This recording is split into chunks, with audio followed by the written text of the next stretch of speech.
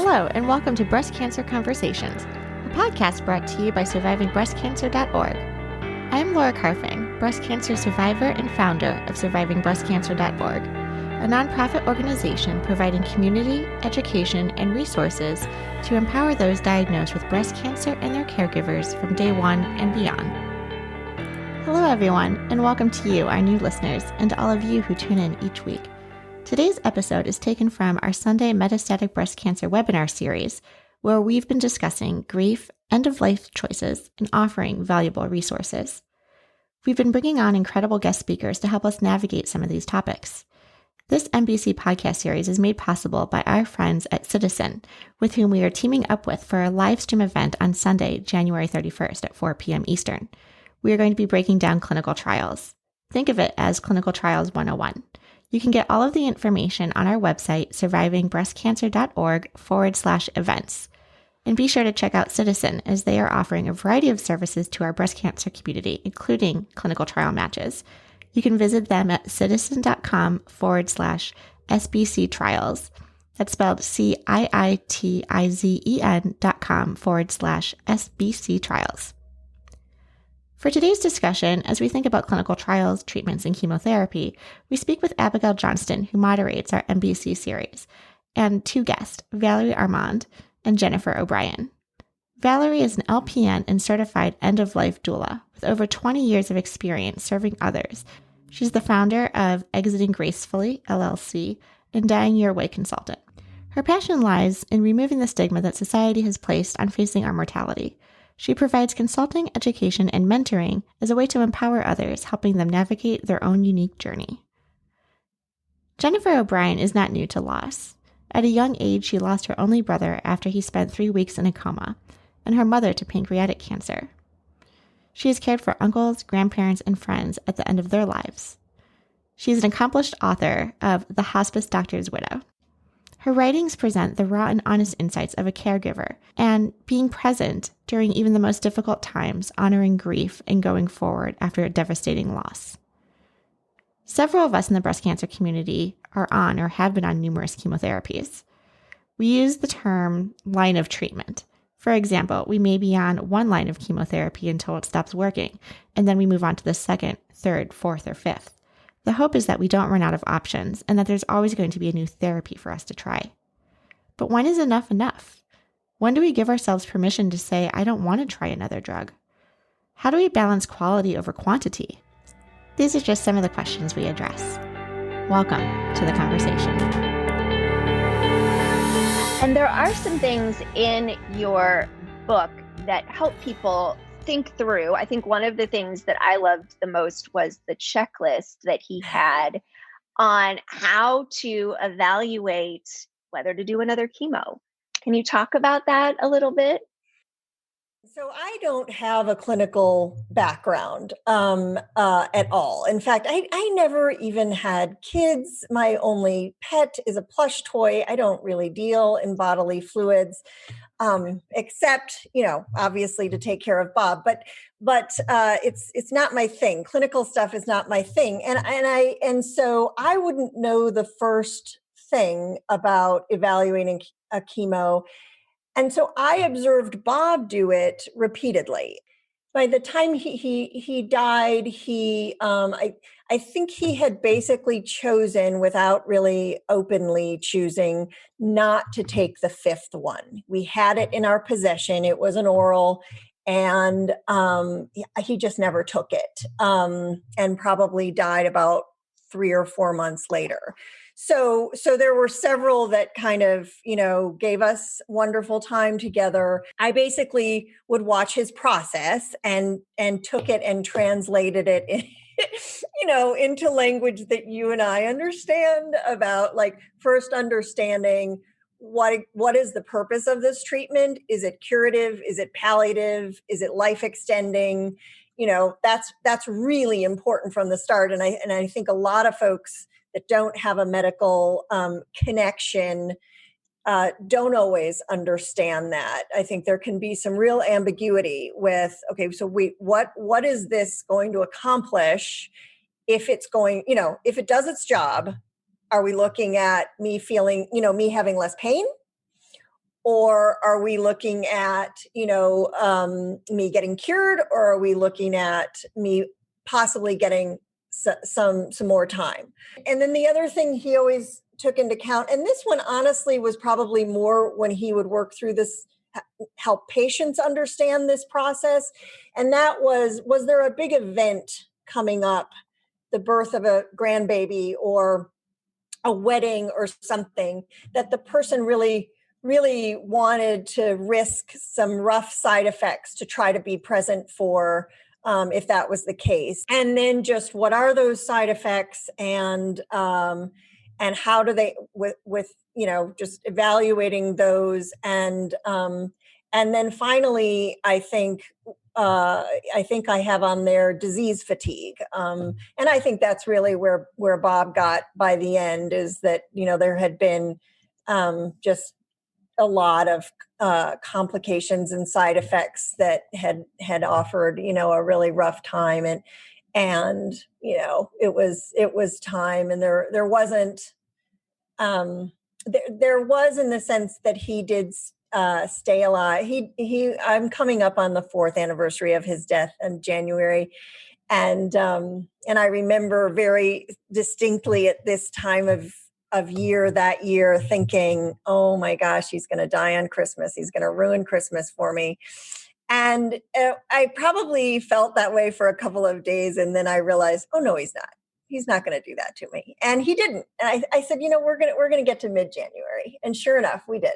So anyway, that's not what you asked about. But yes, that notion of, it is your decision.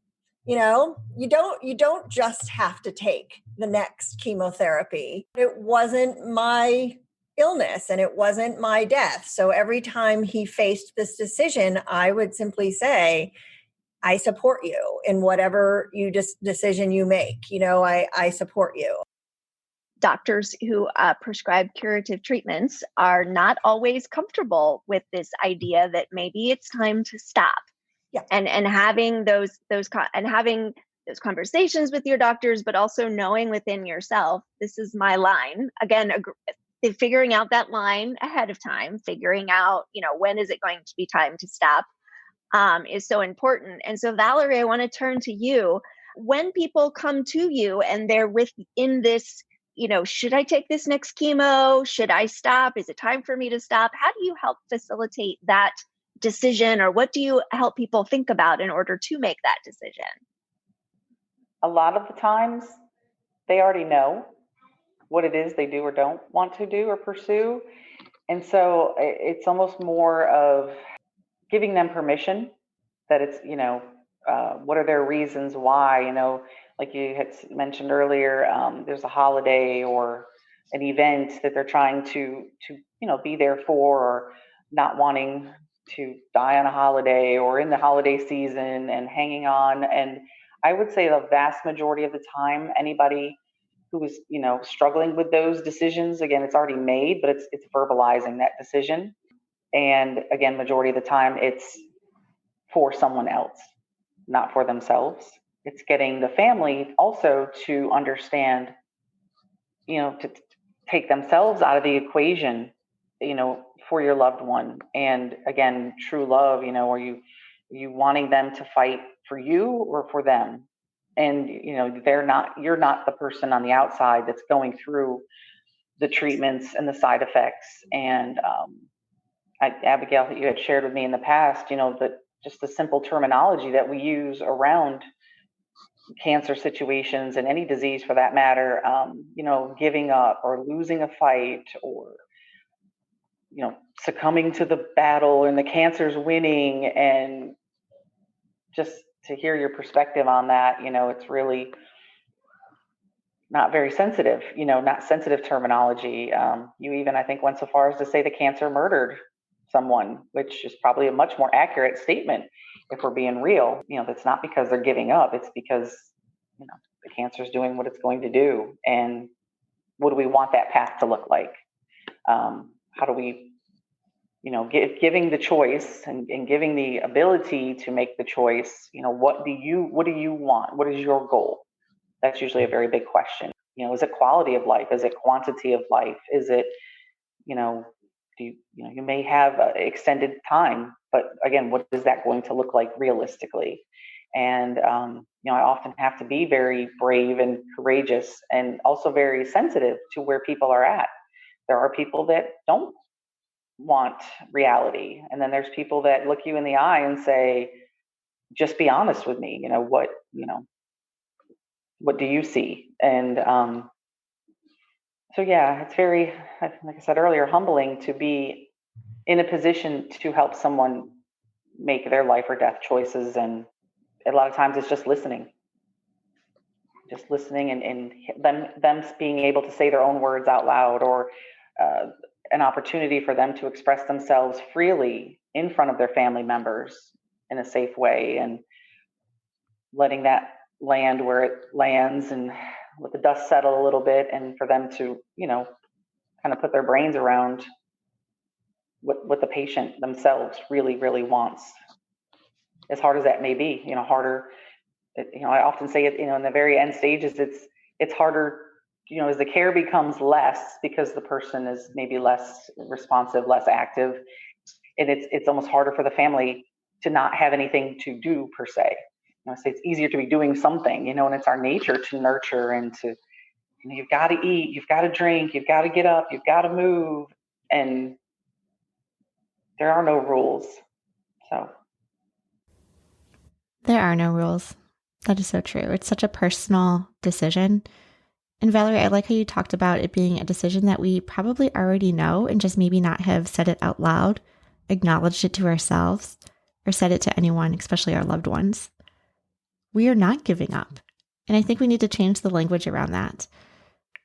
Even as it relates to chemotherapy and even clinical trials, Abigail, I'll never forget the time in San Antonio in 2019 when you turned to me and said, the patient is not failing the clinical trials. The clinical trials are failing the patient. We need to do more.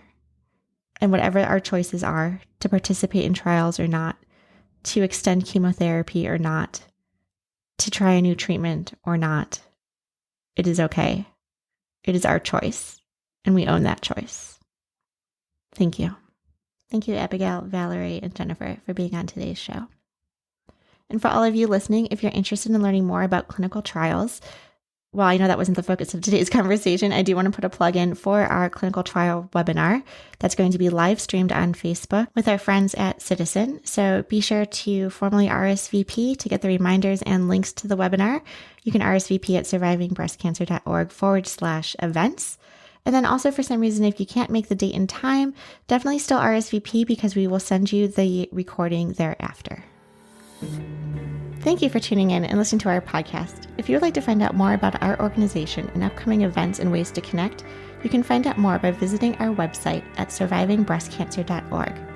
I would like to acknowledge that all of the information on our podcast is from personal experiences, and it is not a substitute for professional medical advice. You should always consult your medical care team. If you're looking for specific topics or would like to be a guest on our show, feel free to contact me directly at laura@survivingbreastcancer.org. And of course, we have a couple social media handles you can follow us at as well. For example, survivingbreastcancer.org, all one word, as well as our podcast specifically, Breast Cancer Conversations. Until next time, keep on thriving.